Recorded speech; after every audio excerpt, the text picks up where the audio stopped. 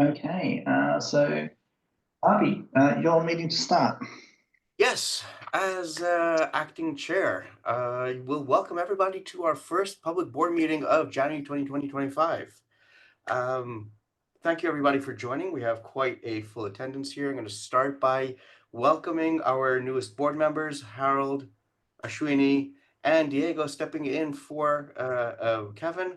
And I will also welcome back Ricardo, resuming a second term. That's fantastic. I Thank you. also would like to, before we commence, I would like to extend a public thanks to our previous board members who have left. That's Bill, Matt, and unfortunately Kevin had to step down in the middle as well. So they did a huge amount, so kudos to them and thanks for that.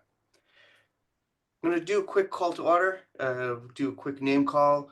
We'll read the conflict of interest, and then I think the first item will be voting on officers, and I'll be able to take off this hat and pass it on. With that being said, I'm going to read out the call to the name call according to the faces on my screen. Ricardo. Here. Sam. Here. Harold. Here. Ashwini. Yeah. Diego. Here. Steve. Here. And I am here as well. We also have quite a large number of staff. We have Andrew, Dawn, Star, Christian, Hayden, Heather, Kelly, Lauren. Did I miss anybody of the staff? It's hard to sort this out. And we have a few guests. OWASP GLA. Not sure who that is. I think that is Shruti.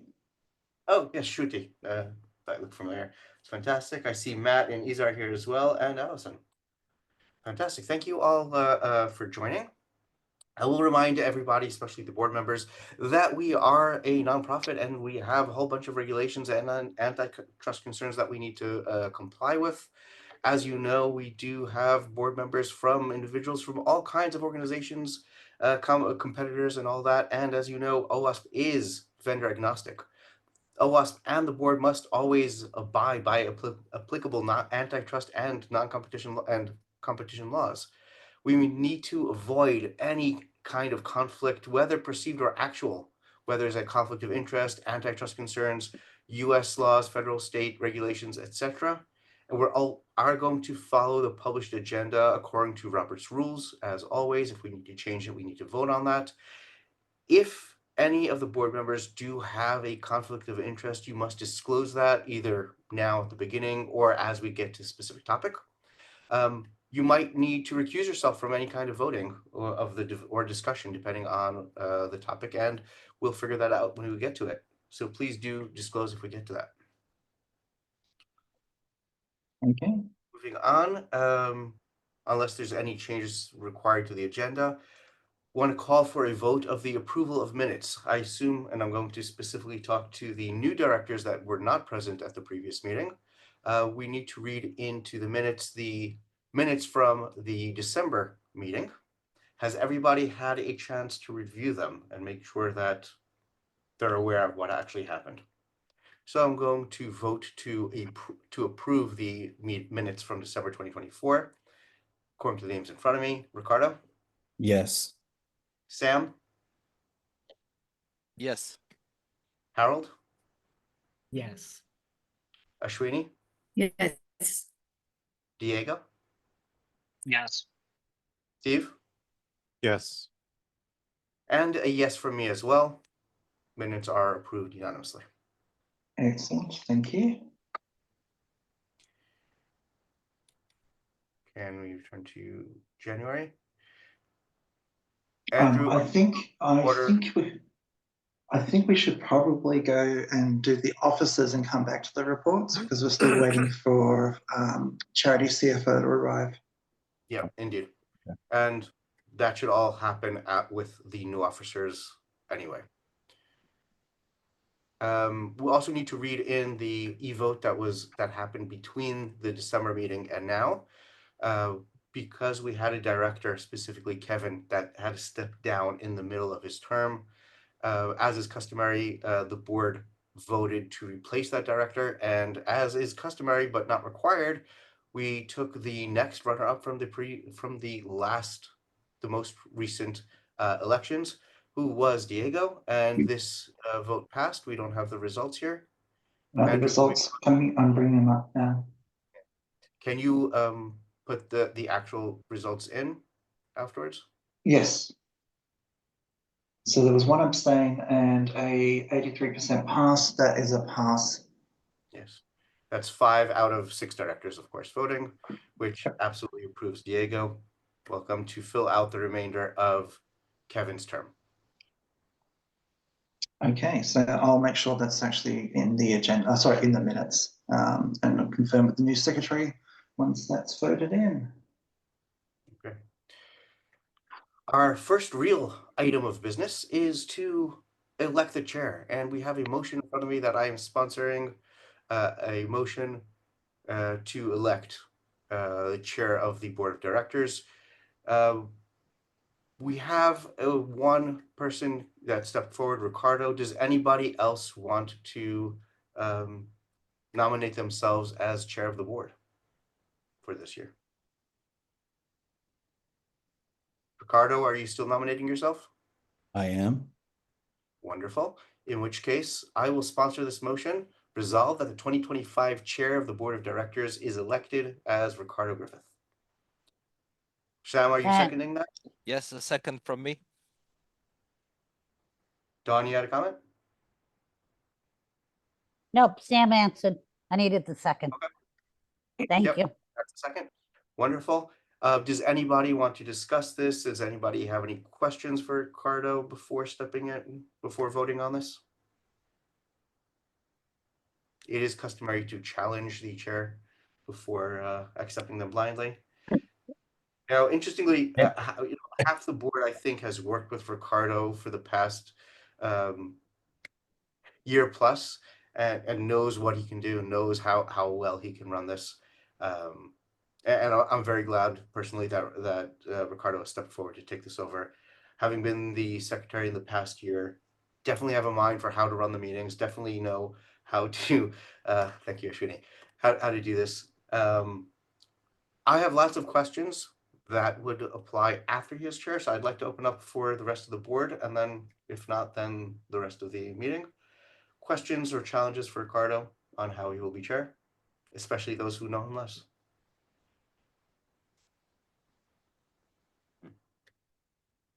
Okay.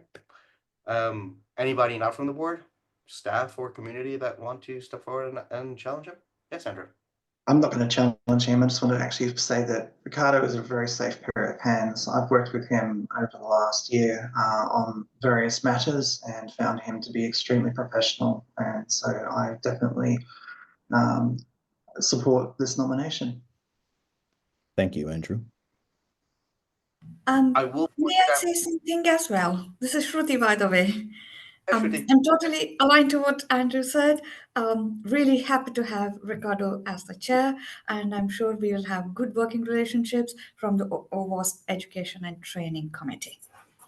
Thank you very much, Rudy. I think the only downside of having Ricardo as chair is that there's not going to be enough drama that we've come to expect. I don't know anybody been following the past couple of years, but yeah, I expect a really productive year with that. Heavy, really couldn't resist that. That's bad. Once you put that out there, now there's going to be drama. Jinxed it. Thanks a lot, Any Abby. other comments or questions from anybody else? In which case, I will take this motion to a vote. And again, the motion reads as follows: resolved that the 2025 chair of the board of directors is elected as follows: Ricardo Griffith. Names according to the faces in front of me. Ricardo. Yes. Sam. Yes. Harold. Yes. Ashwini. Yes. Diego. Yes. Steve. Absolutely, yes. And it is an enthusiastic yes from me as well. Motion passes. Congratulations, Ricardo. You are the chair of the board of directors of the OWASP Foundation. And with that, I will now cede control of this meeting, pass it over to you. I will pour myself a stiff rum to celebrate. Thank you, Avi, for your It's help 7 in the o'clock last. somewhere. And with that, congratulations, Ricardo. Meeting's yours. Thank you And very much, thank you, Evan. Avi, for everything for the last year. All you've Yes. done. I'll still be bothering you though. About to say a hearty thank you to Evie under your leadership for the last year. It's been a great experience working with you, and I look forward to the next year as well, continuing to work with you and doing great things for OWASP. I'd like to thank everyone for your support, and I will endeavor not to let anyone down. With that said, I will move right into the next motion is to elect a vice chair. The chair and the background to this is that I'm going to conduct the meeting from going forward. And then I'll I'll just read the next motion. Yeah. So, motion resolved that the 2025 vice chair of the board of directors is elected as follows: Steve Spriggett. So at this point, I invite anyone to come forward and ask Steve any questions. Any of the board members? Okay. In the interest of Abby, please. So, Steve, we all know that you're practically a machine, and as one of the most overloaded people in the community, running massive projects and committees and doing a whole lot of other stuff for OWASP, and 2.5 worth of FTEs for OWASP, in addition to full-time job and family. Will this not overload you and your other responsibilities and volunteering? Yeah, so that's a fair question. I've been very successful in terms of OWASP projects, and part of that success is really, while I might have started them, they're successful not because of me, but because of the community that's kind of formed around them. And at this moment in time, although I'm part of these multiple successful OWASP projects, for the most part, they're self-sustaining at this point because of the community that's been built around them. However, you make a point that my time is very limited, and I will also make it a point as vice chair not to bring drama back. And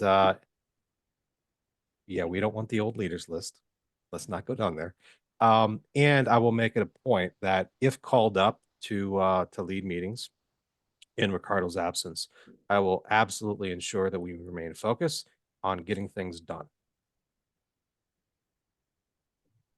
Absolutely fantastic answer. And it's not just your time that I'm worried about, it's mental health. Yeah. Thank you. All right. So at this point, I'm going to invite any of the staff to ask Steve questions or anyone else that's in the meeting. I have a funny one. We're not going to be scheduling meetings until the early evening like we did with Avi, right? For the strategy meetings. Yeah.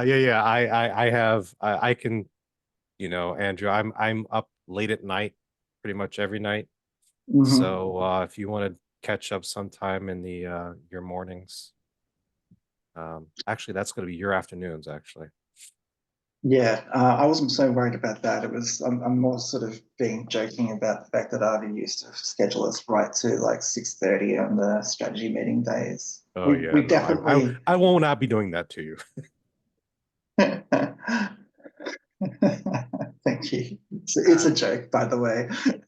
Got it. We're there to get the work done for the community. So if it takes time, it takes time. And welcome to Chris and Leah. I am sorry that the updated link wasn't sent to you in time. I'll make sure that this is the updated link, by the way, for the rest of the year. Wonderful. Great. Thank you. Hello, everyone. Sorry to interrupt. How are you? All right. With that said, I think we should take a vote. I'll read the motion again. Resolve that the 2025 Vice Chair of the Board of Directors is elected as follows: Steve Springett. This was sponsored by myself and seconded by Diego. I'm going to read the list in alphabetical order here. Ashwani, Yes. Avi. Hold on. Sorry, 1 second. Sorry. Avi, can you answer this? Or Andrew, was Yep. he allowed Diego to place a motion if paperwork wasn't signed till today, if he did it before? I believe this is not a vote to be able to be a second. So if he was voting, I would absolutely agree with you, Dawn. Okay, that's fine. I just wanted to make yeah. sure. Yeah. Thank you. I'm Sorry to glad that he's interrupt. actually, no, it's really good that he's actually fully compliant to be able to vote. Okay, I just wanted to make sure. Thank you. Sorry, Ricardo. Also, the No bylaw worries. a short grace period. Yes. Yep. So sorry, Avi, what was your vote? Just for the record. I didn't hear you call me. Absolutely yes, enthusiastically. All right. Diego, Yes. Harold, Yes. Sam, Yes. Steve, Yes. and I am an absolute yes. So this passes. All directors say yes. Excellent. Thank you all. Congratulations. Thank you. Congratulations, Steve. All right, we'll move on to the next one. If you wouldn't mind just scrolling up just a touch for me, please. Yeah. Thank you very kindly. So this is a motion to elect a treasurer. So the motion reads, resolve that the 2025 treasurer for the board of directors is elected as follows: Harold Blankenship. So would anyone have any questions for Harold at this time? Any of the board members? All right. Anyone else on the call have any questions for Harold? Can I second the motion? No. It's already it's already seconded. Thank you. It's already second. Okay. Yes. Okay. We actually you. do hold a prep meeting a week beforehand that is optional but highly desirable to for the board to come, and that's where we get the motions sorted and sponsors and seconds. So if you do have time, please come. Okay. But can I say I support Harold being treasurer? Of course you can. There you go. See, I made my point. Okay. Thank you very much. I'd like to All point right. out Thank that we all know Harold, and he's absolutely trustworthy. I would trust him with my wallet. Maybe not my car keys. Sounds like there's a story in there. Yeah. And I won't promise not to be the queen of drama. No. All right. With that said, I want to note that it was sponsored by myself and seconded by Diego. So at this time, I guess we'll move forward with a vote. Sorted by last name. No, we'll do the same as last time. Ashwani, Yes. Avi, Absolutely yes. all right. Diego, Yes. Harold, Yes. Sam, Yes. Steve, Absolutely, yes. and that's an absolute yes from me as well. I am so glad Harold is on the board and accepted that role. Yeah.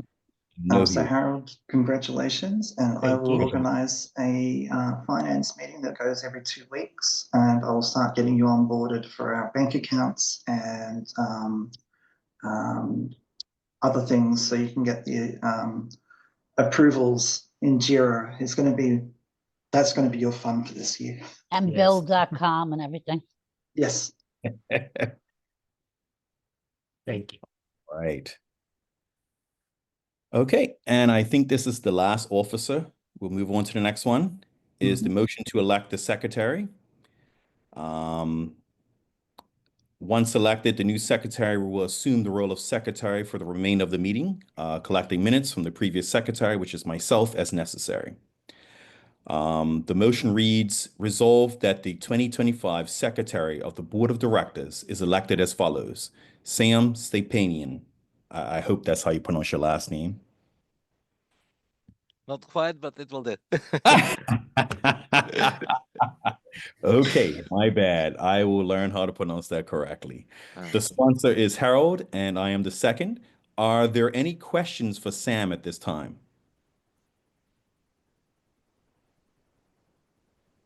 From anyone?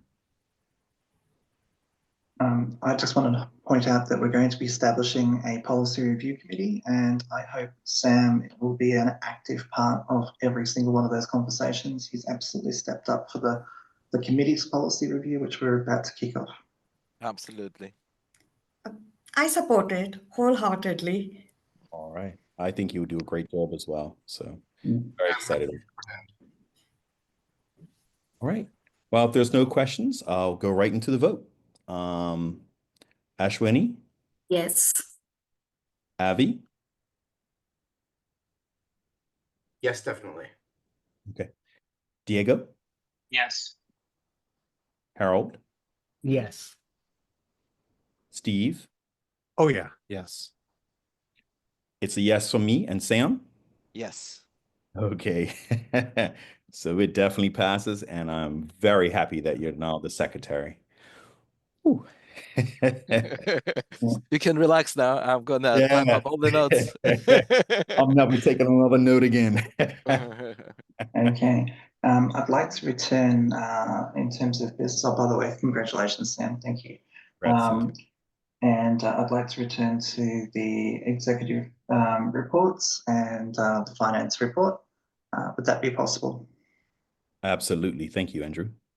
No worries. Thank you so much. Okay, so let me, hopefully this will work. Can people see my screen and just the slides? Yes. Excellent. Okay, so a lot happened in January for a quiet month. We always say that January is going to be a quiet month, and it's not. So we've organised to have the staff virtual meeting February 19th to 20th. There was a general consensus amongst the staff not to go into a in-person one, and it started to get too difficult to organise having a joint board staff meeting. And I felt it was better to have an earlier meeting than a later meeting, so we're doing it in February. The Board Strategy Summit is Amsterdam 7th to 9th of April. Please let Dawn know your travel arrangements so the hotel can be booked. We're going to be trying for the hotel, at the Hilton Hotel at Schiphol. I will work with Dawn to make sure that we've got a meeting room booked. There are a number of hotels around there, so if it's not that meeting room, it will be close by. Dawn. Also, if you didn't email me already, if you need early check-in, just write that, or late checkout, because people writing the dates and one person needed early checkout, then just let me know in the email. Thank you. Yeah. Okay, I've kicked off the creation of the new EU entity. I've signed the actual engagement letter. I reached out to various Belgian chapter leaders and only got one response. We need 3. And so if you do know folks in Belgium, project leaders, OWASP leaders, who you think would make a good director of the new EU entity, please let me know, because we need 2 more before I can continue the process of establishing the EU entity. It is necessary for us to do this, and I would like very much for us to have a great alignment with the processes and governance of the Global Foundation with the new EU entity in the way that the current EU entity is not. Last night I rang Belgium. It seems like they are receiving my emails, but they're not responding to them. I had an interesting statement from them that there's only 2 people who can talk to them, but you need to talk to Philip. So it could be that the current directors have made contact with their accountants, and I may not be able to do anything with them, but they are very aware that we're closing this entity down. What I'd probably suggest is I will unfortunately, the gentleman that I need to speak to was away yesterday, and he is there today. So I will be contacting that gentleman today. He has power of attorney over the EU entity and can do what we need to do. It's just, will he accept our direction? Steve? Yeah, quick question. Do they have to be a citizen of any particular country or just any EU citizen? We need at least one Belgian national who lives in Belgium, preferably in the Brussels area, to sign in front of a notary. We can organise travel for people in the EU. It is possible for directors to be from anywhere in the world, but we need at least, and preferably 3 Belgians. That would make our lives a lot easier, because then they would just simply be able to sign the foundational documents in front of a notary. Yep. Thank you. Yeah, there's no impediment, except for one of the directors must always be a Belgian, and they must be on the bank account. And so I would prefer it very much if we had 3 directors from Belgium, and we establish governance and rules that require a majority vote of those 3. We don't want to have a situation where we're in at the moment, where we don't even know the name of our new bank, the balance.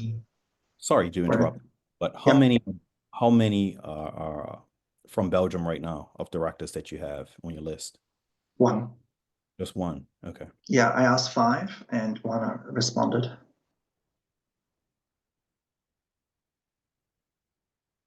So I am definitely looking for more volunteers. And by volunteers, I mean preferably people that we can reach out to and we know are reliable, because we're going to be entrusting them with our funds. And when I get to the next topic, it's not listed here, but it is actually important. With the turmoil and potential sanctions against Colombia that was there for a threat of which was there for 24 hours and other things that are going on, we need to read our force majeure contracts very, very, very carefully. And if possible, we need to manage the risk of not being able to deal with the country.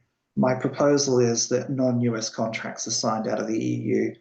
That way we have stability for at least some of our contracts. It's not a great portion of our business, but if we are in a position where, say for example, we are running a conference in Uruguay, if for example Uruguay gets sanctioned and we can't deal with them, like we can't send them money or something, then we're on the hook. We'd have to find a way around busting sanctions. If it's signed out of the EU, and remember that I'm actually based out of Australia, and so unless Australia actually has sanctions on the same country, I'm going to be able to sign on as part of the EU entity. So we need to manage our risk very carefully over the next 4 years. And I don't envisage this to be a long-term thing. I think there's going to be some instability to start with, and then it'll settle down. But in the meantime, we are going to be taking note of our force majeure clauses very, very carefully. So, Ricardo, if it turns out that we are struggling to get a 3rd director, I would put myself on it, but I would envisage a time where we would actually ask our European members to vote for their own directors. That may not be initially. I would envisage that maybe it might be worthwhile for the board to have a strategy session at the April board meeting to discuss whether or not we expand the board to include 2 directors from the EU entity so that we can share governance and they feel like they're incorporated as part of the global organization, and therefore we don't have this us and them type approach. I am obviously we've got 7 directors at the moment, and expanding the board to 9 is definitely possible. exchanging some of the seats for other directors over time, that's also possible, but I would encourage us to stick to our core transparency and integrity, our core values, and I think that would actually help tremendously with building up trust and making sure that we're aligned. We've signed the Bug Crowd VDP. We need to fund it from time to time, and so I will work with Harold on funding out. Like, say, for example, we get a lot of bug reports. We might need to fund it with 5K here, 10K there. I'll work with Harold on ad hoc things if it starts getting out of hand, but I'll try to keep that cost down. Benevity has been re-enrolled. What this is it's a donation matching program for employers. The reason why we let it lapse is that we didn't receive a single donation in 2 years, and it does have a little bit of administrative overhead. It's not a lot. And so when a volunteer asked us to re-establish Benevity, it took a couple of hours. We've updated our details and updated our funding so it goes to the right bank account, that sort of thing. So that's all re-established. Membership tickets have caught up and we're just working backwards. So essentially what I'm trying to say here is that you'll see in the slides that there are various statistics and they have improved since I took those screenshots last week. Membership is always just going to be tickets in, tickets out, tickets in, tickets out. So we've got this background level of around 30 odd tickets that are outstanding at the moment. But fundamentally membership tickets are all caught up. Chapter tickets are not.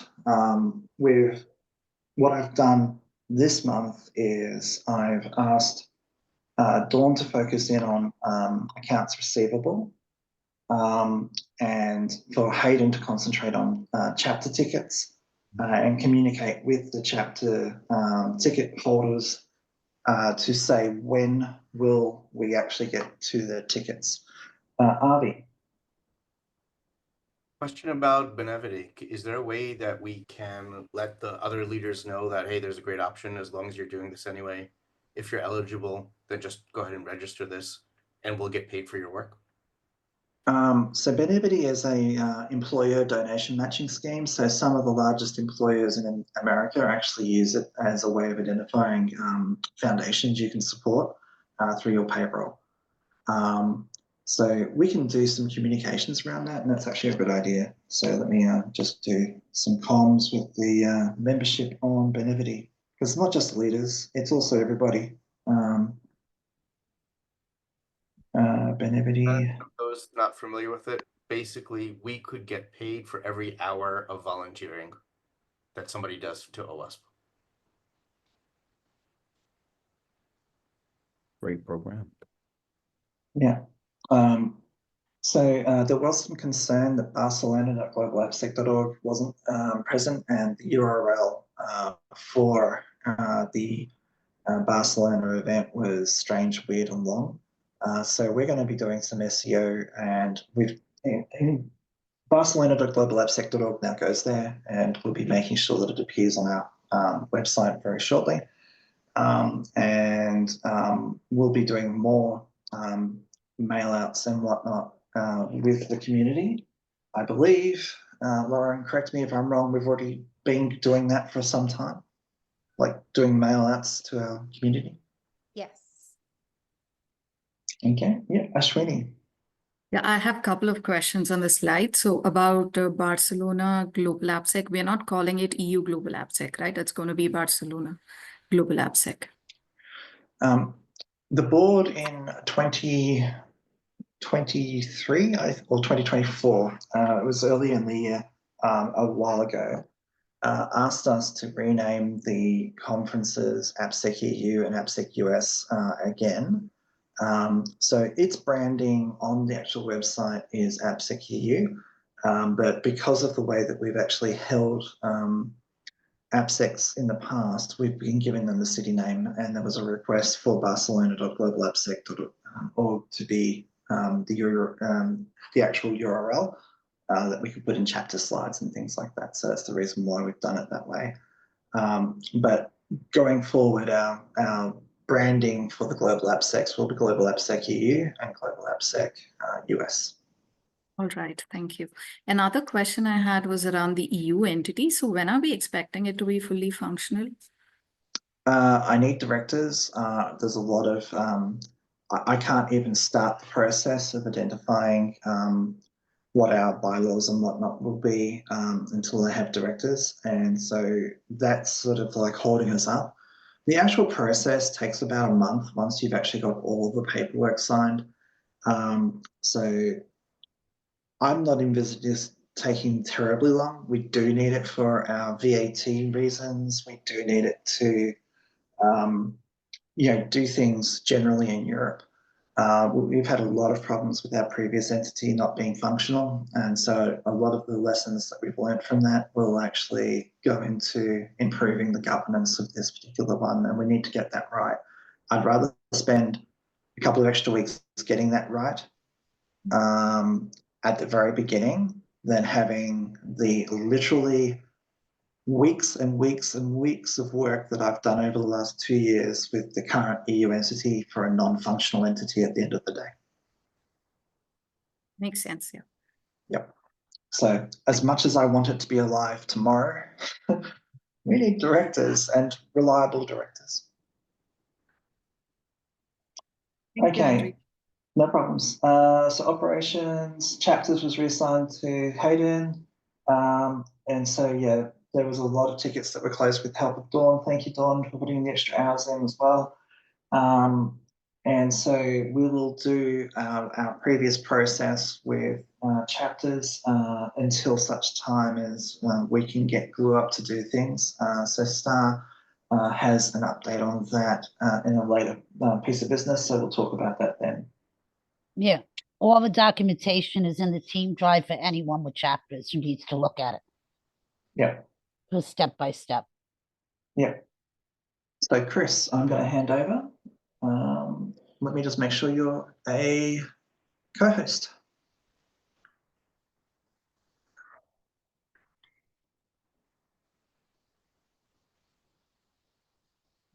Let me go ahead and share my screen and try to share the right one. Hi, everyone. I just wanted to, can y'all see my screen? Mm-hmm.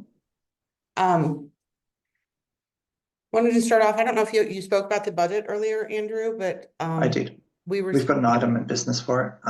Okay. But at the end of the day, if you just want to let people know where it is, it's probably going to be good. Yeah, we received a few final updates this morning, so we're updating that, just putting the final touches on it, and should be wrapped up by the end of the day today and sent back to Andrew for final review. But I think we're in good shape. And so the staff actually has a final wrap-up meeting as well tomorrow, and so hopefully we can finalise the budget and get it to an e-vote probably by the end of the week. Very good. And did you give an audit update earlier, Andrew? No, we just did the offices, and then I did my executive report, and now we're actually here. Okay, we do have the audit draft for FY23 in-house, and we're reviewing that right now. Don't expect any major adjustments to that. And it's a positive report, but we're reviewing it all in detail and we'll get back. So that's wrapping up right now. And we'll start scheduling FY24 audit as soon as we get that finalized. Yeah. Any questions? I just want to point out the FY23 audit was extremely thorough. It was. It was extremely thorough, and I think, yeah, I think it'll be positive. I think we'll probably get a note about our internal controls, but it sounds like you already have that on your agenda to work on. But other than that, I don't think that there are any material issues at all. I have December financial reports here for you. And I'd like to caveat this with the very first thing on the very first report. We'll start off with the balance sheet. We ran into an issue with Bill.com earlier this month, and we're still working on it. There's no issues with bill pay or the way the bills are getting paid, but there is an issue with the way it is syncing to QuickBooks for international payments. And we're seeing some duplicates. It's due to an update that they made recently. So we've been working closely with them. And this number here, again, it's really just a matter of the Bill.com transactions and the way that they're syncing over to QuickBooks. Leah's been going through every transaction one at a time and reconciling them. So we're going to send an updated report for December as soon as that is resolved, but I wanted to point it out to y'all. There is no issue with overpayment or underpayment or being overcharged by Bill.com. It's simply, it's not speaking to QuickBooks correctly right now. So more to come on that. That being said, without that negative balance there that is overstated, it should be zero. Our cash would have been relatively flat for the month, ending with $1.7 million in cash. Accounts receivable decreased slightly during the month of December. And we have asked Andrew and his team to thoroughly review accounts receivable. I think that we might have some overstatements there on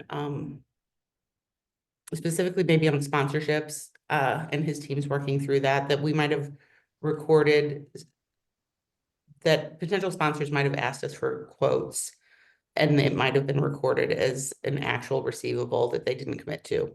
So we're reviewing that, and we've sent the details to Andrew and his team. So so again, we'll make sure that number is finalized when we reissue the December reports. Yeah, Dawn? Are you referring to the uncategorized ones, or is that No. something different? No, No, this is the it's the actual agent accounts summary. receivable report. All right, so maybe, Andrew, I need a copy of that. I don't know if I have that paper, but I will, well, a lot of stuff will get cleared up. Me and Lee went over some stuff yesterday, and I should have that by the end of the week. But I might be missing that other email, Andrew. Okay, we can send it with you, but I think it was on the monthly financial reports when they were sent out. Leah, could you It was. Dawn, as part of the AR process, I'll show you how to run the AR aging summary so you can get the same report that charity sends. And when we do our monthly AR meeting, I'll make sure that you've got the latest version of that so we can actually go through it. Okay, great. Thank you. Awesome. And we still have approximately $500,000 in CDs. And our total net assets at the end of the month of December were $2,840,000. I think we talked several months ago, and I think it's probably time to revisit. As we've finalized the budget and can forecast our cash into 2025, we're obviously in a much stronger cash position than we were at this time last year. And I think we're expecting that to continue. I think we discussed potentially an insured cash sweeps account for interest-bearing revenue. Since you do have so much funds in the bank, and making sure that that's working for you. So might want to revisit that in the coming months, just to maximize the revenue that we're getting from our capital. Yeah, we do actually have a money market account, and I need to fund it, but I can only do $100,000 at a time from Chase. So it will take me a little bit of time to fund it, and I'll talk to you, Chris, about how much we fund it via. But if you're talking about an additional sweep type of deal, then we need to open that account. So we'll have a chat. Okay. Matt? Absolutely. Yes, Matt. Hi there. Sorry, this is my first board meeting attending as a guest, so sorry for the protocol here. I'm not sure what it is. I had a question since you're talking financials, and I know this is a pertinent topic, especially here in the US, is does OWASP have any exposure to cryptocurrency and or ability to accept or plan to accept cryptocurrency for conference passes and things like that? No plans? No plans. At the end of the day, one of the biggest problems we have is the sheer number of ways we can get paid is actually complicated enough as it is. And it takes us a little bit of time to recognize some of the income just simply because of the number of accounts that we've got, PayPal and other things. If anything, we want to simplify our lives and not increase the complexity. Yeah, we have all of those payments coming through Eventbrite, Stripe, PayPal right now, and to Andrew's point, it is quite a bit to keep track of. Also, Yeah. crypto is poop. We don't want to get in this argument right now. Sure, I was And- not supporting it one way or another, just asking if we had exposure. Thank you. We don't. Absolutely, and that's the correct, you were perfectly correct, Matt. Just raise your hand if you have any questions. Saying you were coming from the US, I thought you were gonna say something about the executive orders that are flying around, which luckily you guys have no government grants to worry about, No. so you're my favorite client to talk to today. Okay, jumping down to liabilities, again, you guys are in such a strong financial position because you literally have no debt. Our liabilities are down significantly, well, $82,000 from the month of November, and that's really just because of a decrease in accounts payable due to the timing of payments. Mhm. And we are currently showing a net income of $993,000 for the month or for the entire fiscal year. Yeah. So this gives us an opportunity board for an investment year. The two investments that you've asked for that I've put a request in with Chris this morning is 150K for the website redesign, and I think that may be understating it by about 100K. There's a website redesign committee on that, so please continue to talk to Steve and Ricardo. And also a certification study amount. So I've asked for 50K to be put aside for that. I'm honestly, certification will cost about $1 million. It is not something that we can just jump into, but we need to finalize the estimate from that's what Andrew knew in 2007 to what is it today? Who knows? Certification is not simple, it's not cheap.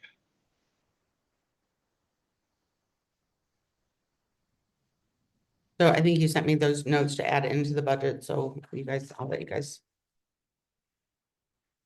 discuss that in the budget approval process. I did want to, Andrew, I did want to ask you, do we still have a tax liability? Yeah, we do. That needs to be sorted out with the affiliate going away in the EU. So the tax liability is for 2023. We need to complete our 2023 tax financial year. And as we wind up the organisation, that's part of the conversation that I need to have with the accountants in Belgium, is we need to finalise all of that. I think the funds on hand should cover the Portugal VAT debt, and it should wash out. The funds on hand in the European entity? Yeah, and then we can write it all off. Got it. Okay, so you think that'll cover the Lisbon debt? 'Cause I wanted to put something on the liability account, but if you think we're covered by those funds. Question. I think we've got about 100. Sorry, we've got about 115,000 US dollars on hand, and I believe our VAT liability is about 110,000 euros. So we might need to fund it a little, but not by much. There might be some closing costs as well, but we don't know. When does that have to be paid by, Andrew? It's already overdue. This is one of the problems that we have with the current EU entity and why it's so dysfunctional. And it is going to cause us some fines, I believe. I was going to ask that. That was going to be my next question. And you know what those fines are? No, it's up to Portugal. It's not going to be the Belgian government. We actually have no business in Belgium. So the reality is it's going to be about what Portugal thinks. Got you. Okay. And we can talk offline about that, but we may want to record a liability for the month of December in 2024 for that expense for the fines that you anticipate, whether it's $25,000 or something like that, just to have something on the books. Yeah, it might be a good idea to have something in addition to our bad debt allowance. jumping into the statement of activities, and again, we'll go through this for those of you that are new to the board this month. This is a statement of activities for the month of December, and we usually go through it pretty quickly, and we go through it again in detail compared to the budget on the next report.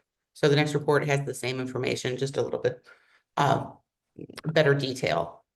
So for the month of December, our total income was $141,000 compared to $224,000 in November.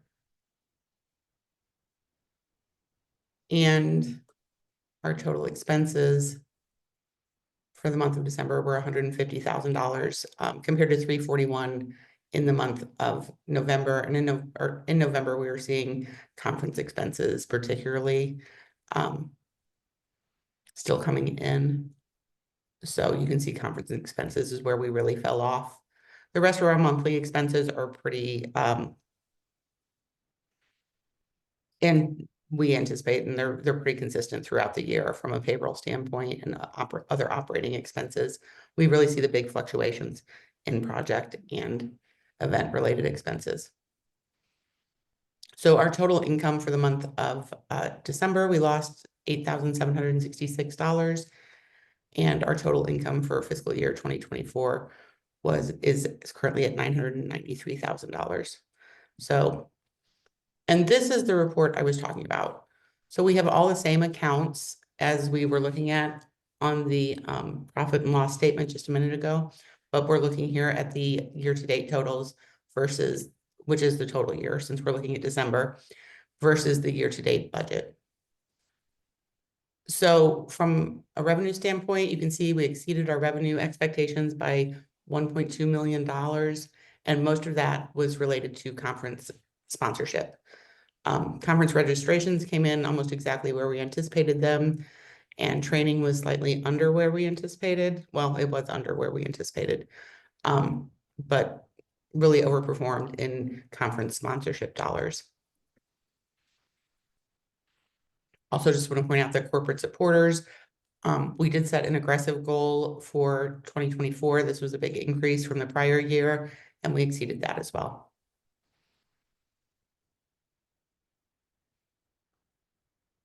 Jumping down to expenses, this has been a consistent all throughout 2024.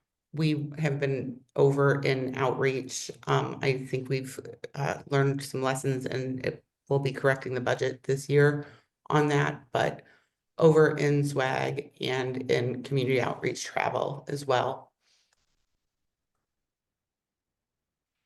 Total conference expenses were over budget by $143,000.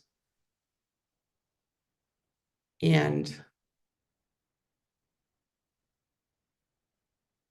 that's gone up since last month.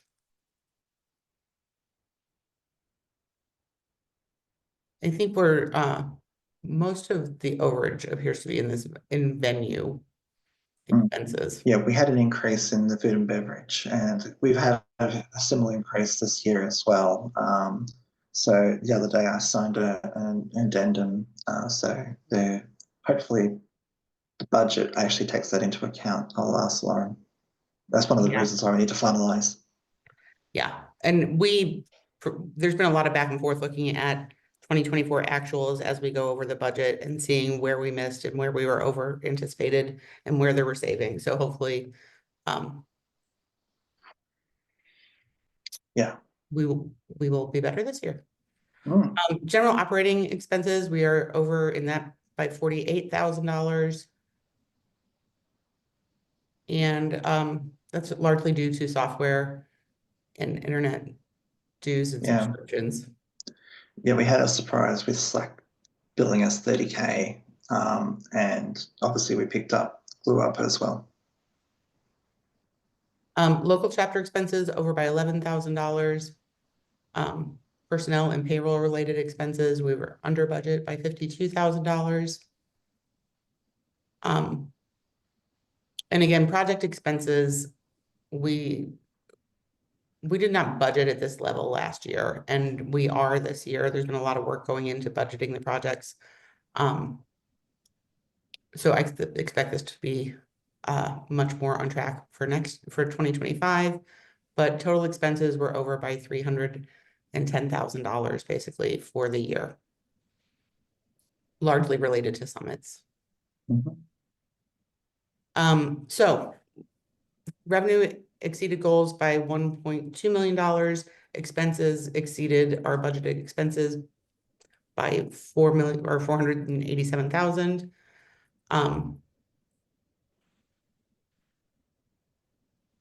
So our net income for the year is $993,000. We have budgeted for a net gain of $251,000. So far exceeded that goal. And again, the big takeaway on the whole year that we've been talking about all year is conference sponsorship. I think we've done a lot to tighten up the holes in our expense budget in the new year, so we won't see the overages next year. Again, specifically related to project expenses and outreach. So I do not have a cash flow forecast to share with you this month because we do not have a budget and completed yet, and that's the biggest step for me to complete the cash flow forecast. Yeah. Any questions about the year-end financials? So one of the things that I'll be doing this year is not so much a question, it's a statement. I will be holding people to their budgets. And if we start to spend too much, I will be asking them to pull back. And it's not that we won't do things, it's just I will ask them to be very much more cognizant of, like, for example, the project summits. It should have been less than 127,000, it was 208,000. We need to be cognizant of what it is that we actually are providing so that we actually still achieve a project summit, but don't spend $60,000, $80,000 more than we actually expected. Sam? You partially answered my question, Andrew, because the question was why the foundation spent $487,000 more than we originally budgeted for. Then you partially answered about the summits and some unexpected things, but I also noticed there was the local chapter expenses have gone up by $11,000. Just wondering, because obviously we're trying from a London chapter and not to raise any expenses at all. Just wondering what sort of category expenses the chapters are raising. Is it and you think this expense is coming from the existing chapters or is it the new chapters? More people are claiming expenses and more people are holding meetings, so this is good overall. It's just I don't think there's enough local fundraising to minimize those expenses. We did actually have Los Angeles chapter, for example, requiring help a few times, and they hold big meetings.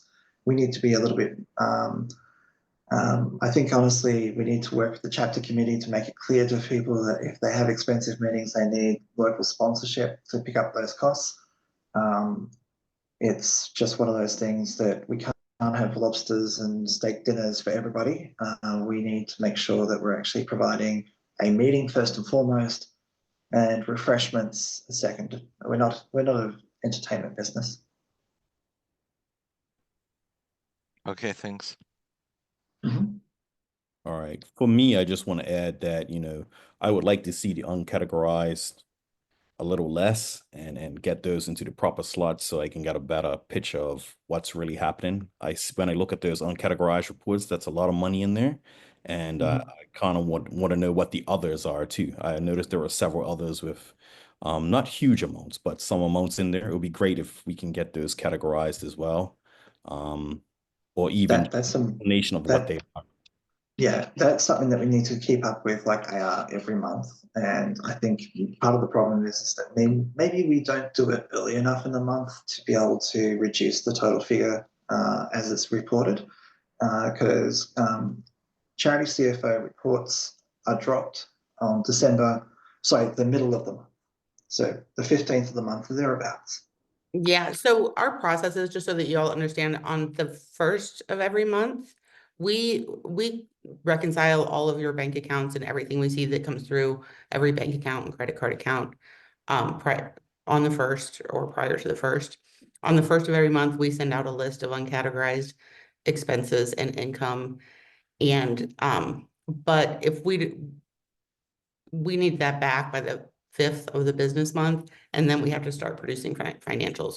So we are getting that information from Andrew and his team, oftentimes after we've already done your financial reports.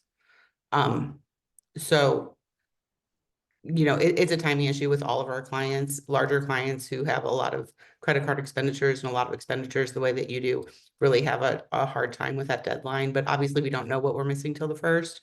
And at some point we have to just stop reworking the numbers and create financial reports. So this being year end and specifically because we have that that variance with bill.com, we will be reissuing these reports. And Andrew, let's commit to having that all resolved for when we reissue the final numbers for December. Yeah. I'll talk to you later about the timing of that. Awesome. Are there any questions? Because we actually are running a little bit late at the moment. Yeah, if we can move on, that would be great as well, because I know there are a few folks here on one of the other items. Would you mind putting that back up for us, Andrew? Yes. Thank you all. Thank you. Thanks, Chris.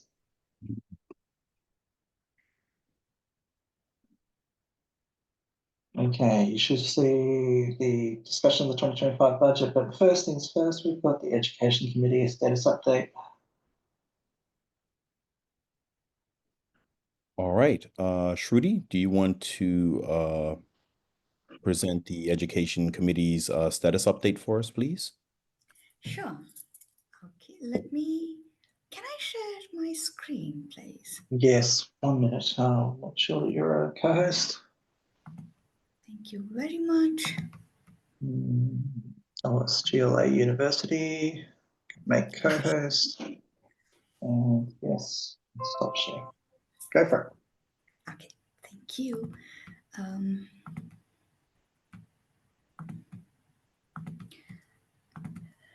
Okay, and sorry, I have the last slide up. Can you see my screen? Should I make it in presentation mode? Slideshow? May as well. Yeah. Okay, so as you all know, I'm the secretary for OWASP Education and Training Committee, and in that respect, we have been having regular meetings since May 2024. We have got all the minutes, all the recordings up on our shared Google Drive, and ready for any audit or for any inspection. So having said that, this is the agenda of our updates. One is the charter update, then the trainings proposal, and then OWASP Certified Secure Developer Certificate proposal. So first thing we started working on ever since Ricardo has been bugging us about the charter, and we now have it. It's in this location over here where I've given the link. We worked on it. The charter is approved now by the committee, which was done today. So I've issued the charter for comments in the leaders Slack channel because that is required by the committee's policy, and especially by a particular clause in the policy. And Sam, thank you very much for sharing that. So all of you, please go ahead. It's in the link is in the leaders channel. Please look into it and then share your comments if you have any. Please remember that we have a 30 days deadline for it. We need to have the comments before 27th of February. So that's one part which is regarding policy. Then we've got some exciting updates. So we have been, as you know, all know, we have been working on OWASP approved trainings and OCST for quite some time now. I'll first talk about trainings. So we do get requests from public at large about OWASP approved trainings. At the moment, we don't have any process or any facility to conduct those trainings because we have got four APSECs, if I'm not wrong, over the year where call for trainers is being done, which is reviewed by the events committee. And then, the trainings are conducted. But if we want any trainings outside of that range, we don't have any. So We have worked out a process. When we met in Woburn during the project summit, Sam, myself, John DeLeo, Jim Manico, Josh Grossman, and then Ryan Armstrong, we all met up and we arrived, Adrian, obviously, we all met up to arrive at a process to understand how these trainings can be taken forward. So this is all, the process has been arrived at, and I have had a discussion about it with events committee and with Izar, basically, and he is more than happy to run the reviews of submissions as and when the trainings are conducted. There are certain to be discussed about the timings, dates, and how the announcements will be made and all that. I will write a blog about it. Star, I will get in touch with you on that. But yes, this is the update on it. It's moving forward. That's all I want to say. Any questions so far for me?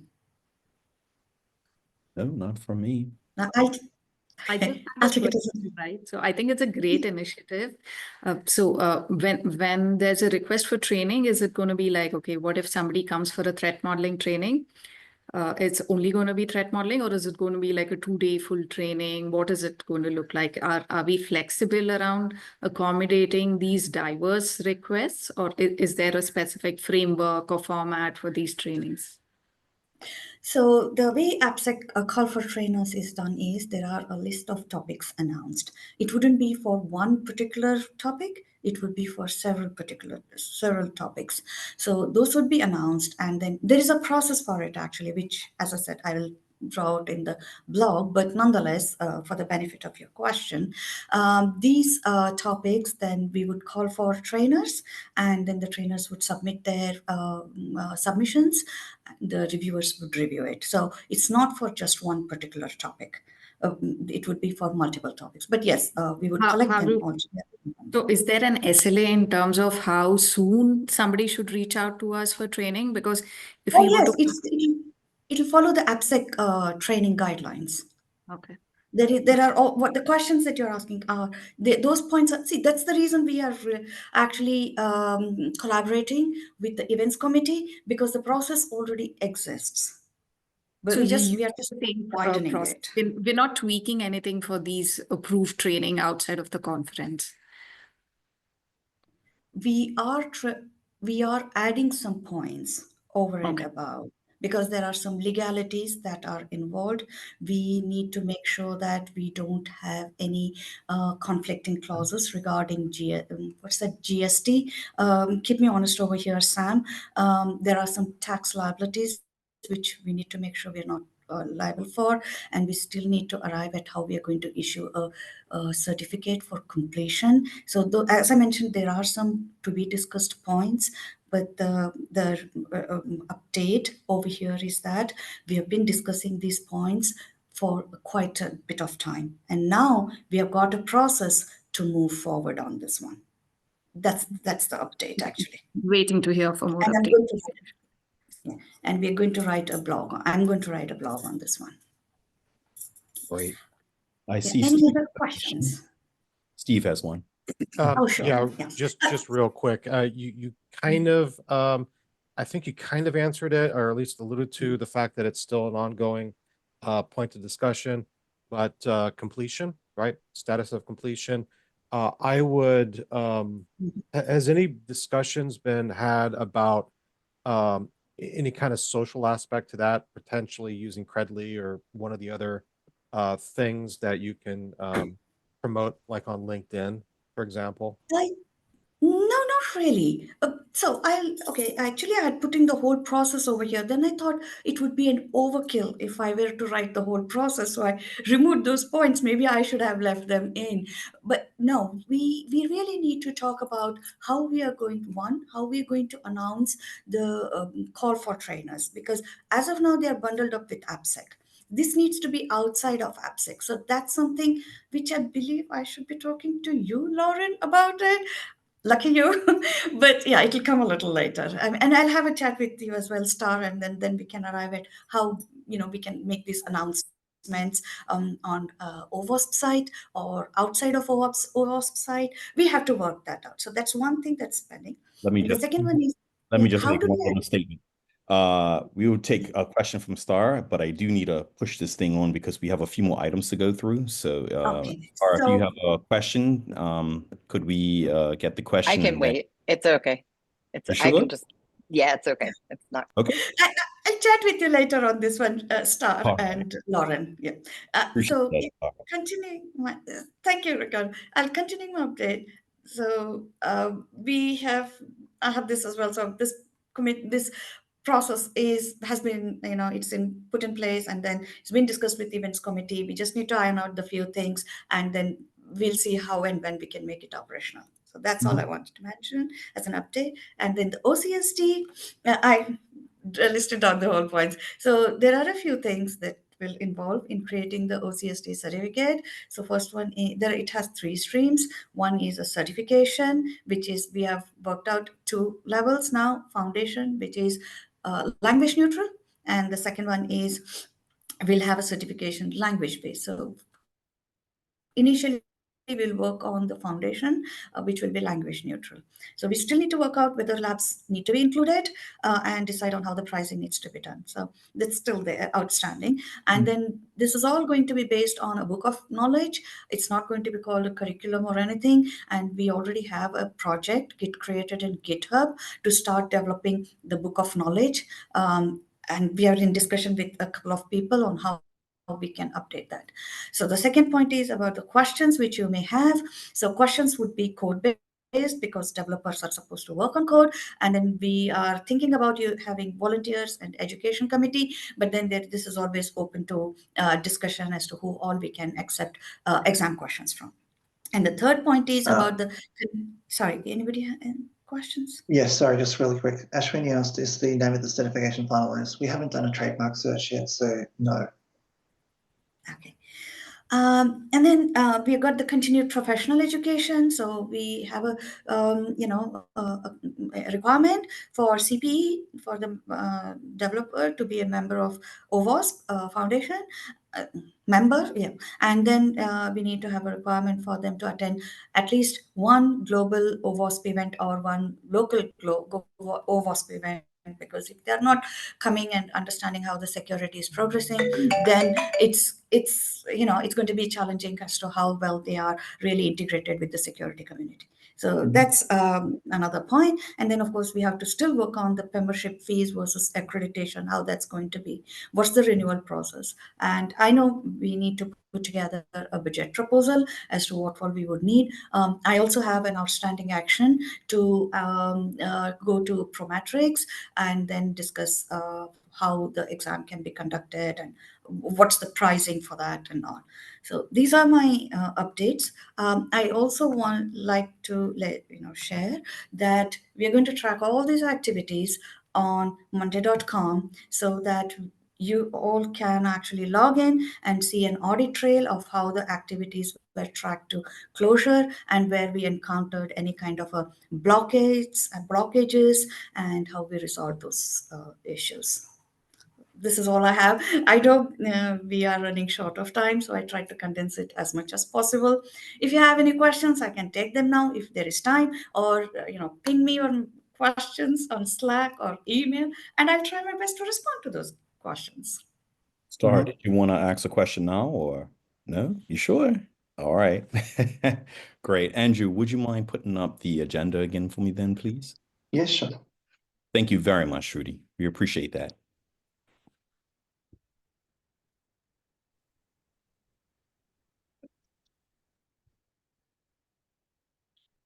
All right. The next item on the agenda is a discussion on the 2025 budget. So that's near. Pardon? Yeah.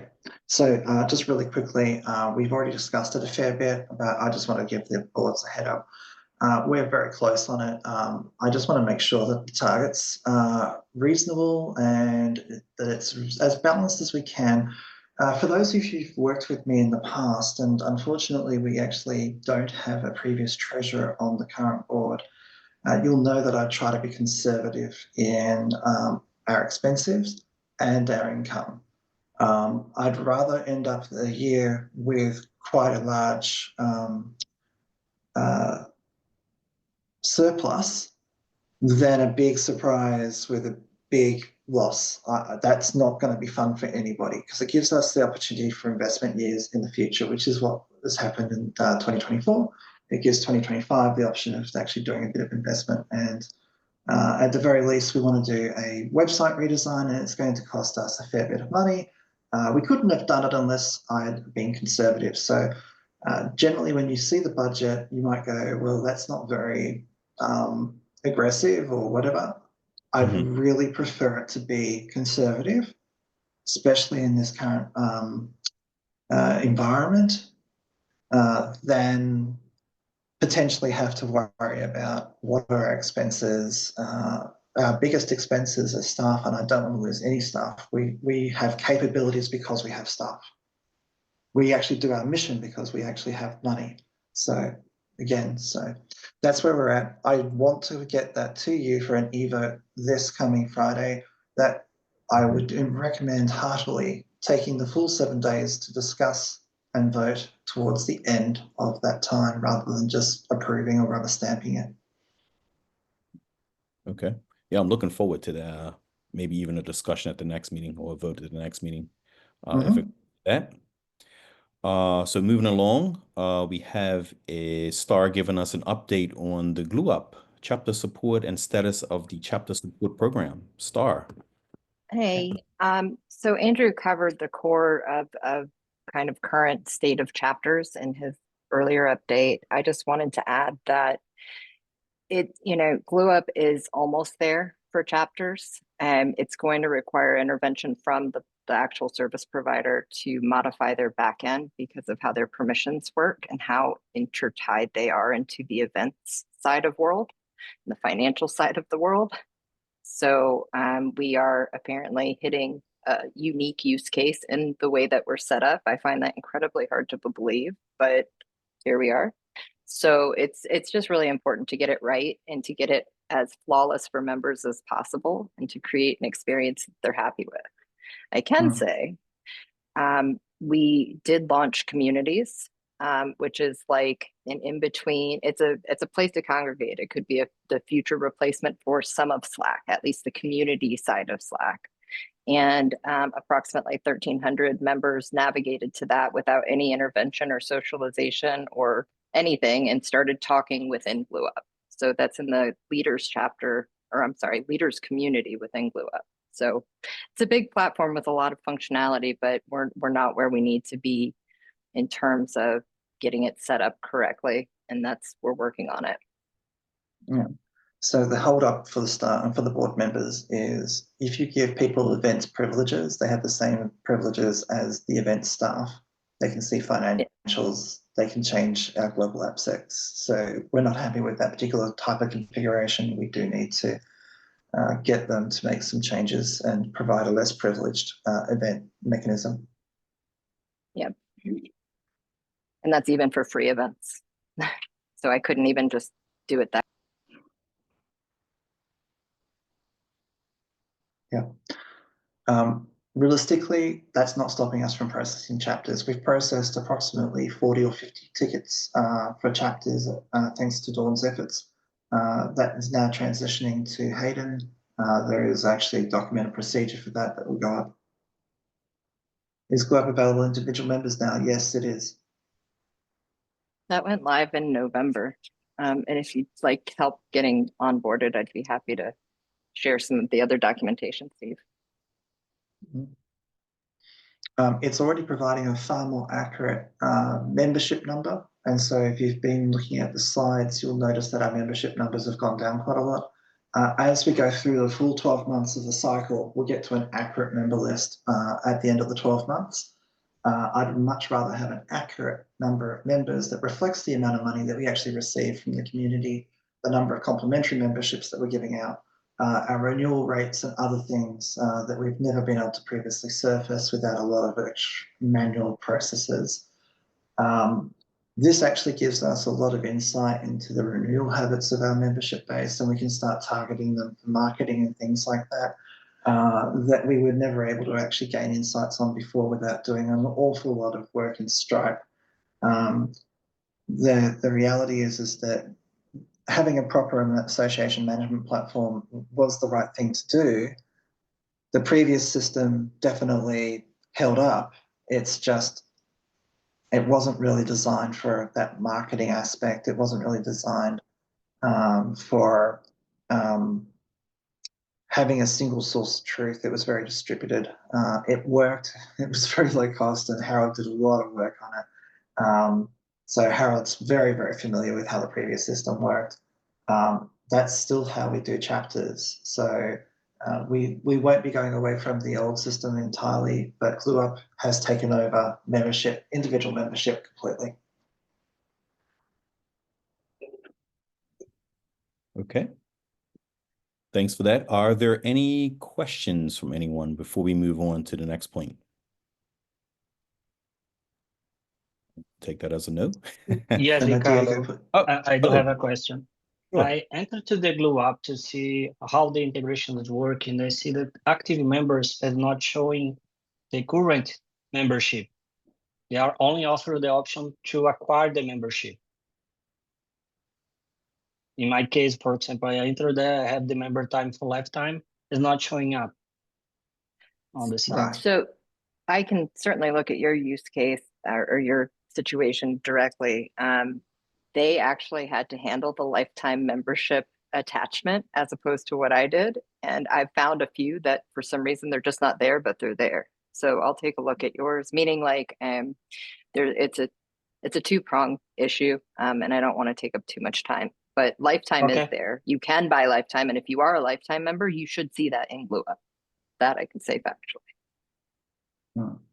The number of lifetime members that we had in Stripe and the number of lifetime members that we have in GlueUp agree. So if it's something about your record that's not being picked up, please just log a ticket and Star will get to you as soon as possible. Okay, thanks. All right. Then I suggest we go to the next item in the interest of time, which is the Barcelona website discussion. The website looks great.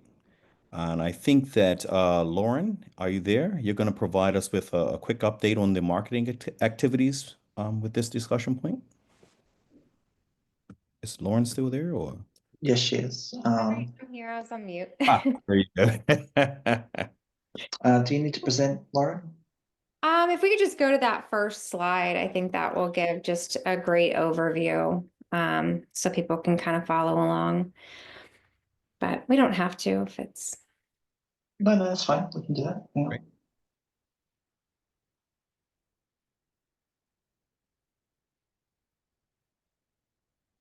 This one or something else? The next one, I think it was on Barcelona. So next one under that one. Just to share a brief overview, I kind of went through our past global AppSecs and felt as though we were kind of lacking in our early bird ticket sales. So to kind of increase that a little bit, we did a super early bird ticket sale to kind of, through 2024. And it did show an increase. We have a 205% increase in early bird ticket sales when comparing it to San Francisco, and 107% increase in early bird sales from Lisbon. So we've already exceeded that, which I think is great. And taking Avi's feedback into consideration about Lisbon and possibly people in the area not being able to afford the ticket. We worked with our local chapters there in Barcelona, and we do have Zone 1 in Barcelona, a locals ticket per se, so we can kind of cater to that need. Training was just announced. I just got the email today, so you guys will start seeing LinkedIn ads promoting our trainers as well as early bird ticket sales.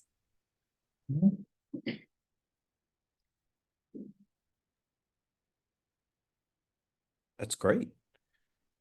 Are there any questions for Lauren at this point? I just want to highlight the work that Heather and Lauren are putting in for this event, and the amount of additional time, especially over a difficult period, that they've actually been putting in. Honestly, we wouldn't be able to run these events without them. So thank you. Yes, thank you very much. Thank you. Evie has a question or his hand up. Amazing. Thanks for the update, Lauren, and hearing those changes. I'm really looking forward to see what those local tickets are, because that sounds like an amazing solution. One thing that I think concerned is too strong a word. Curious about, I see that you have budgeted for 700 conference tickets. I feel like that's not, I feel like that's a safe assumption. We've had higher numbers than that. And we've kind of, the board has been talking about growing this by several times over the next few years. Is there any way we can be more aggressive, or, you know, go after higher numbers and try and increase that number by a larger amount? Absolutely. I mean, we definitely can do that. I did increase it slightly from the 2024 Global AppSec in Lisbon's numbers. So I conservatively increased it. I'd like to continue increasing that budgeted number each year, but I wanted to do it cautiously.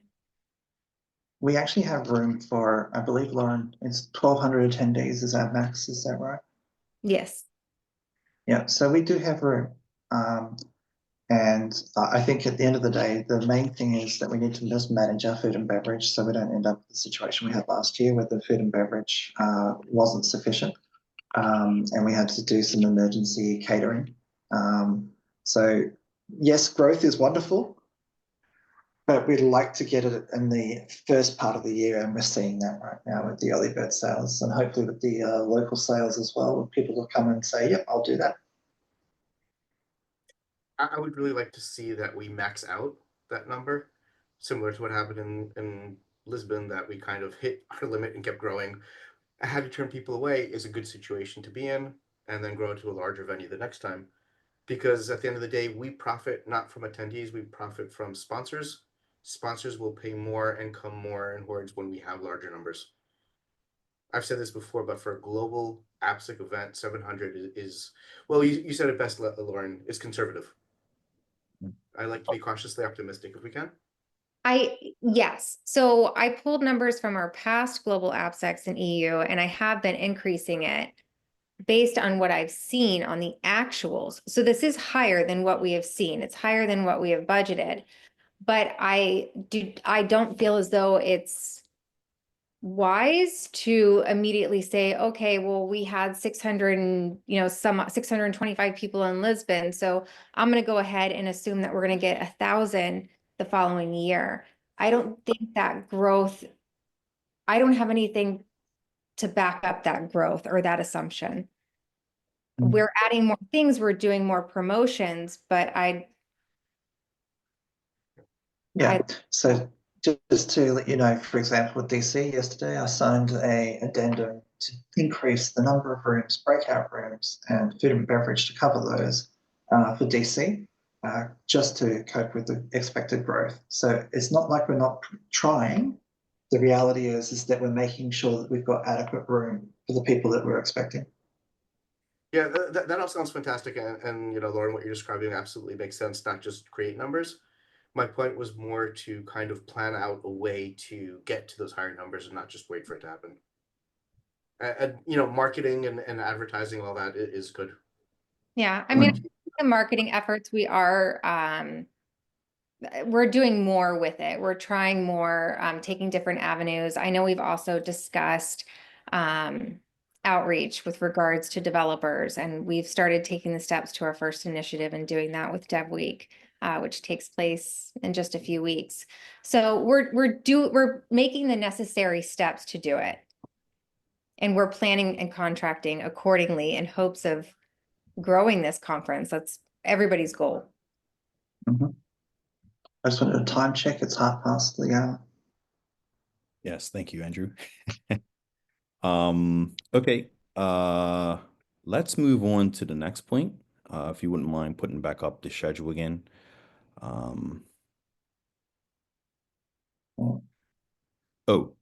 Lauren, are we finished with your update? I didn't want to cut you off, but oh yeah, Yeah, Yes, there was another slide, right? Yeah, I didn't know it was another slide. no, we were just doing the highlights for that. So, but no, you're Okay. not cutting me off. We're done. Okay. Mhm. Thank you. All right. Okay. All right. Let's go into, I think we touched on this earlier, but let's just see what this is. Policy review schedule. Okay. Mm.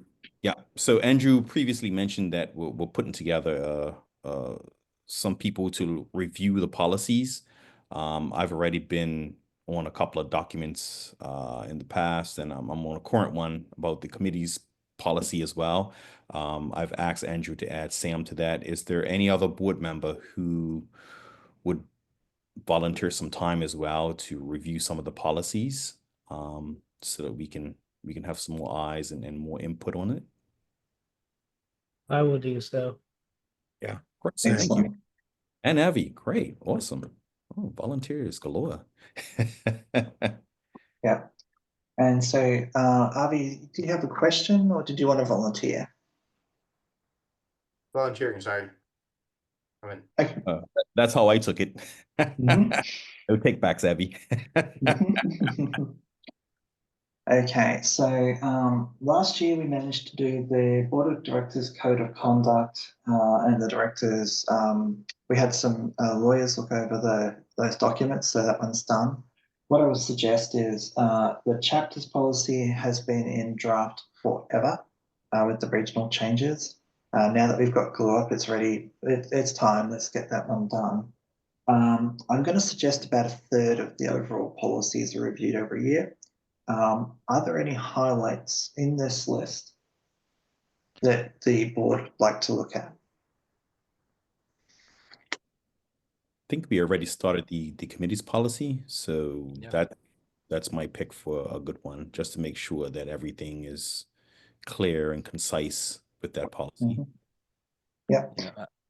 And I think another point on the committee's policy, Ricardo, that we discussed is that it needs harmonization on the board officers, aligned with the board of directors officers as well, because some of the language there is missing in terms of the joining, leaving, voting, quorum, and also some of the language in bylaws about, there is some bylaws about the committees which is missing or contradicting to the committee's policy, so, or needs clarification, to be more precise.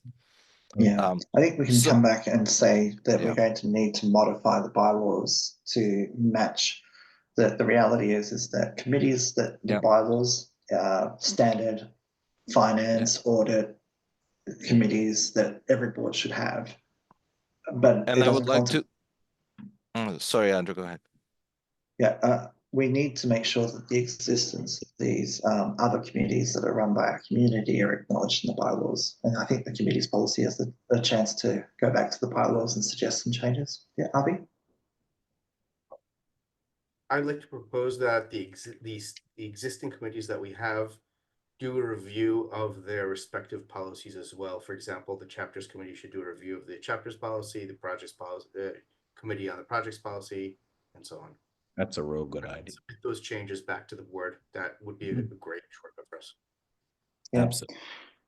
One thing that I would definitely is very meta is our policy change policy.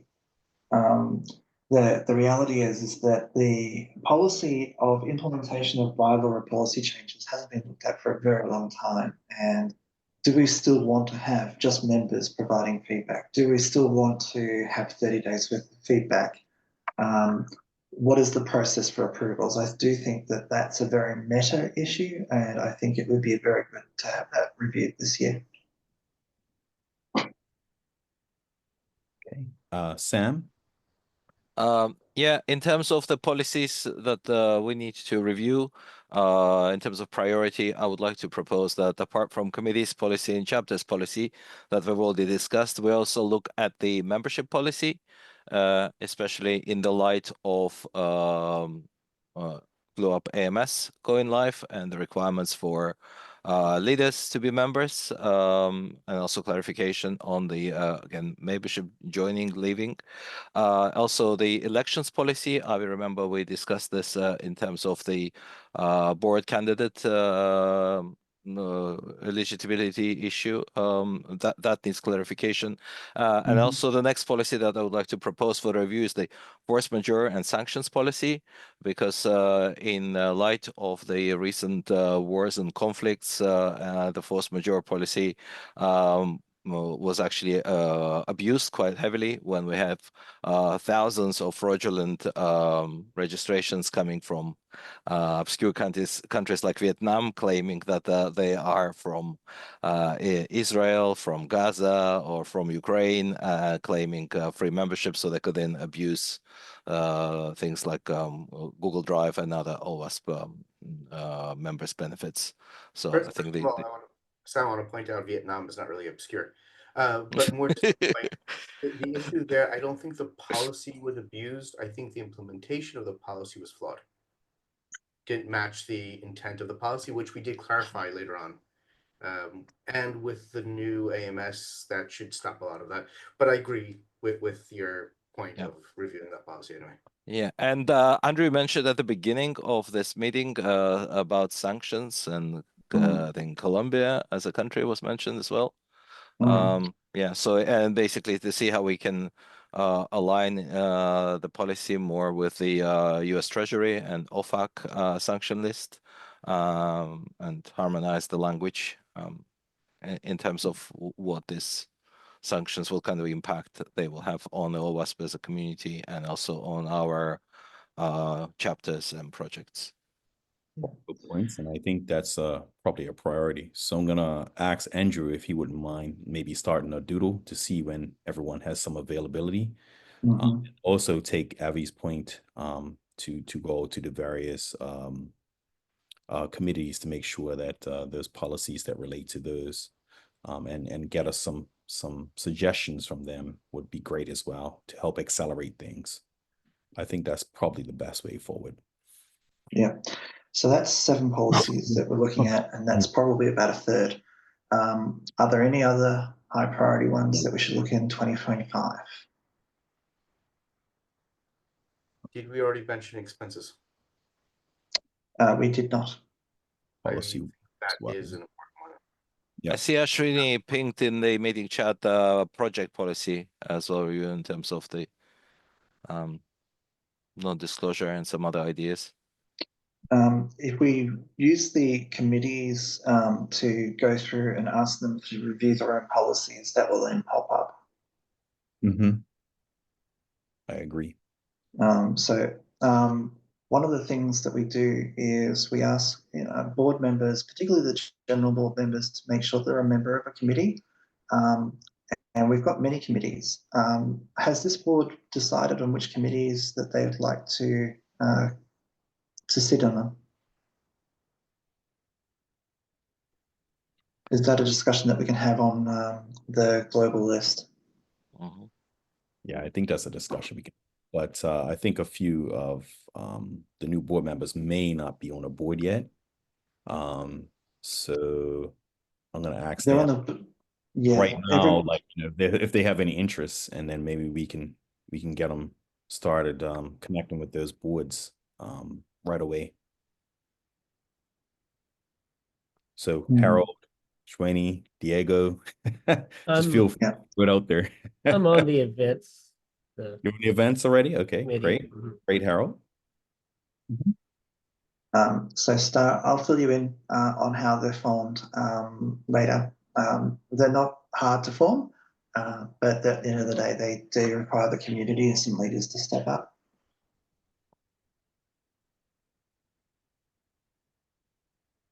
Okay. All right. I think that's a good start, everyone. Is that the last point on the agenda? Because we are pushing up against that. New committees, I don't have anything for you for the communication committee. I did not get a chance to reach out to Brian and all of this with my public holiday and things, so I'll get onto that. I'll have a better update for you in the February board meeting. Let me just make that a priority for the communications committee. We've got a charter. I just need to get it socialized. So are we expecting to have Brian attend next I will ask. month? I will ask him today, and hopefully I can get onto his calendar. He's a pretty busy guy, and he attends a lot of conferences as part of his work. So I'm hopeful that we can make time. Right.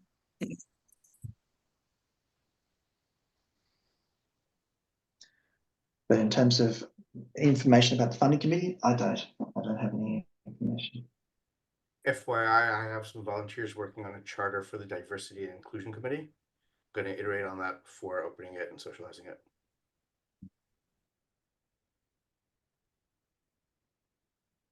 Right. Which pretty much puts us at the end here. Did we need to have a closed session today for any other business? Not I'm aware of. Okay, great. So at this point, if you scroll down a bit, is there any other business that we want to discuss before we go, keeping in mind that we probably would only have 10-15 minutes to discuss? From anyone? Nope. All right. Ardo, since we have a couple of minutes, do we want to discuss assigning committees or leave that for email? I'm happy to discuss that. If everyone else is okay with that. I do have a suggestion for a committee as well. So yeah, I'm really happy Yeah. to just yeah. And obviously another thing, Ricardo, right, what we're supposed to discuss also is schedule for the policy review as well. See, we name some policies for the review. Just to make sure that, let's say, if we form a working group and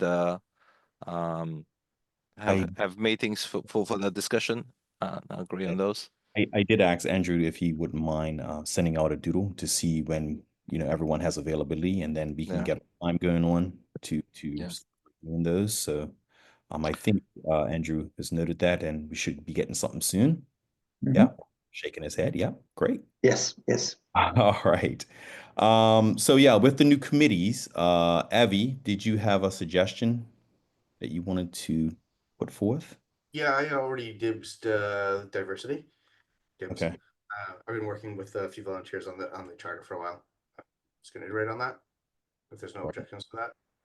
I also would very much like to liaison to the events committee, but I'm going to recuse myself because one of my colleagues is on the committee as well, so I don't want to be taking that over. Okay. But I will keep a close eye on it. Appreciate that, Abby. Sam, did you have a recommendation for a new committee? No, I think my committee is already in there. that was the marketing and comms, which I think yeah, we were still waiting for. Yeah, I would really like the funding committee to come out as funding well. committee, yeah. Funding committee did have some ideas, and I think we had a few volunteers and funny discussing that as well. But it needs to be formed, right? So it needs to be formalized, and we discussed it in San Francisco, in early in Lisbon, but yeah, nothing happened this far. Sam, are you saying that you're liaisoning both of those committees? No, for me to be assigned to the committees. No, I am still the liaison with the chapter committee, right? So the question is, yeah, that's my committee, right? That might be. So I'm working this, but in terms of forming a new ones, so yeah, I don't have any new suggestions apart from the ones that we've proposed. I do want to point out, for the benefit, especially for the new directors, all the committees usually will have a board liaison to that, who's responsible for being the liaison between the board and the committee and taking messages back and forth, intents, goals, strategy, needs from the committee, and so on, expectations. So, for example, that Sam, as the liaison to the chapters committee, needs to go back to the chapters committee and say, review the chapters policy. Yeah, and also attend. Well, trying to attend all of the committee meetings as well. So that's an additional workload because obviously you need to be in their meetings and talk to the committee officers, and even though you're not allowed to vote, but not as committee member, as more as an observer type of thing. Exactly. Right. Well, I mean, you can communicate the board's strategy to the committee. I think exactly. they shouldn't be working in a vacuum, but at the end of the day, basically, yeah, try not to override the wishes of the community. All Can right. I ask a question here, please? Because What? board members are here and staff members are also here. As I said, there are some to be discussed items on the process for arranging trainings outside of AppSec. So, Lauren and Ricardo, yourself and Star, is it all right for me to schedule some meetings with yourselves? I mean, if it's not you, please feel free to say so. But I think maybe I'm looking for some ideas. Sure. Yeah. Thanks very much. Yep. Yeah, Lauren is our resident VAT expert, so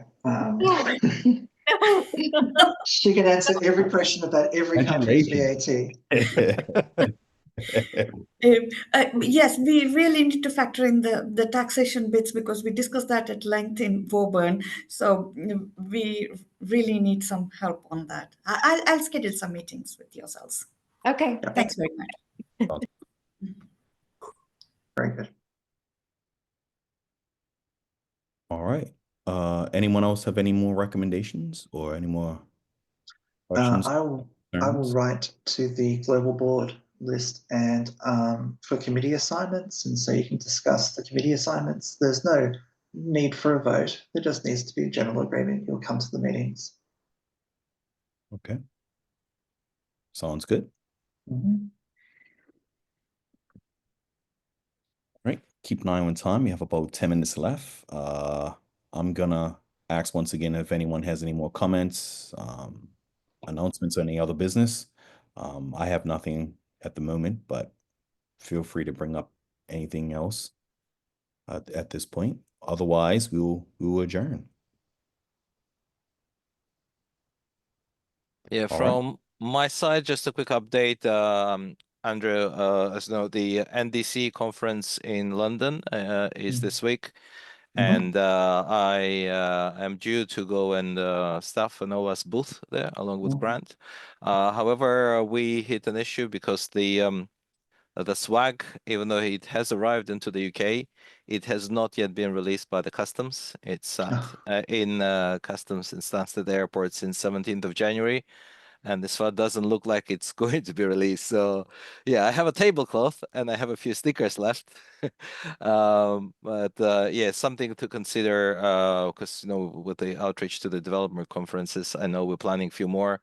I think for countries other than the USA, in Europe, I think there's probably following Brexit or following whatever procedures now, the time it takes to clear the customs it takes a long time. So 12 days already for the swag shipment. So all the beach balls and flashlights and chargers that Dawn sent are still I know sat you in got the some of the new warehouse. stuff too.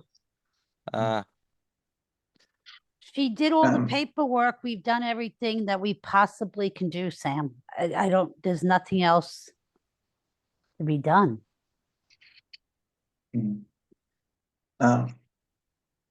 Could I get Sam and Dawn to follow that up together? Yeah. And, Yeah, we are. Yeah, the reason why I remembered it, Andrew, is because you mentioned VAT, and I think one of the potential issues with the customs might be that we might be liable to pay VAT on these items. No, she already checked that. That wasn't an issue. Okay. Okay. So Ricardo, there was a requirement or an ask to push back the meeting by 1 hour. Sorry, pull it forward by 1 hour. Do we have time for that vote now? Which meeting? You mean the next board meeting? Ashwini, is it a request for all of the following meetings to be 11 a.m. instead of 12 p.m. or is it just next meeting? All of them would be better. Oh, wow. Yeah, do you want to I'm take? just thinking about my hours. Come on. Yeah. So Ashwini, what I'd suggest is, can you bring this up as a global board discussion item, and then you can have a discussion and then an e-vote, and that will actually be resolved before the next meeting. Yeah, I can do that. Yeah. Thank you. All right. Okay, guys. I think there is a meeting after this at 3 my time. So I'm going to adjourn it. Thank you all very much for your time today. I know we probably went over You two did, items did a over the night. second. Ricardo, you need to make a motion and get a Yep. second. I'm getting there. So I just want to remind everyone that the next board meeting is on February 25th, 2025 at 12 p.m. Eastern time. The adjournment motion, it is moved and seconded to adjourn. So Second. I'll sponsor. Is there a second for adjournment? Second. Yeah, Avi. Avi, okay. Those in favor, say aye. Aye. Aye. All right. Thank you very much and have a great day, all. Thank you. No worries. Thank you. Thank you. Thanks, everyone. Two. Bye. Bye. Andrew.